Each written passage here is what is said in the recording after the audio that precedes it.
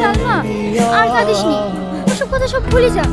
আমি ভেবেছিলাম সামাদ আমাকে ভালোবাসে, কিন্তু না, এখন দেখছি ওই আমাকে বেশি ঘিরে। তাহলে তোকে ভালোবাসে সে কে? আমি জানতে চাই বেশি, আমার আর কিছু ভালো লাগছে না। সালমা, কে তো আবার চিঠি দিল? ও চিঠি পড়তে আমি রকম করিসনি, চিঠিটা খুলে দেখ কি বলছে। আমি দেখবো না, পারলে তুই দেখ।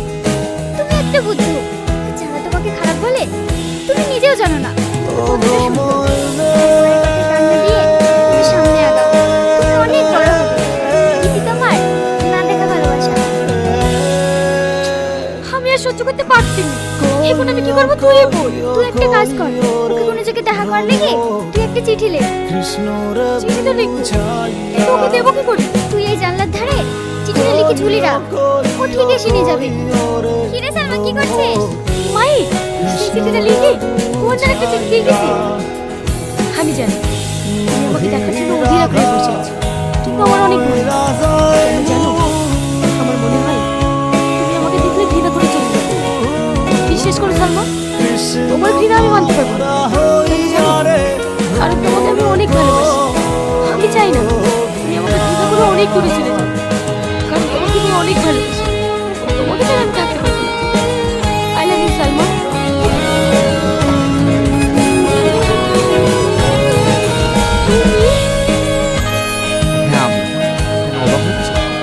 অবাক হওয়াটাই তো স্বাভাবিক। তুমি তো আমাকে কলেজের মধ্যে সব থেকে বেশি ঘৃণা করো, তুমি আমাকে ভালোবাসো। সালমা, আমি তোমাকে কোনোদিনই ঘৃণা চোখে দেখিনি। আমি শুধু ভালোবাসার অধিকার নিয়ে তোমাকে শাসন করতে চেয়েছি, কিন্তু তুমি শুধু আমার শাসনটাকেই দেখেছো। আমার শাসনের আড়ালে যে ভালোবাসা লুকিয়েছিল সেটা কখনো দেখোনি। সত্যিকারের ভালোবাসা কোনোদিন রূপ দেখে হয় না। আমি তোমার চলাফেরা আচার আচরণ দেখে মুগ্ধ হয়েছি। তুমি যে আমাকে ভালোবাসো আমার সামনে এসে বলোনি। সামনে এসে বললেই যে ভালোবাসা হয় সেটা কখনো না। কিছু কিছু ভালোবাসা আছে দূর থেকেও ভালোবাসা আছে। এবার তো তোমার সামনে এসেছি, তুমি বলবে না তুমি আমাকে ভালোবাসো?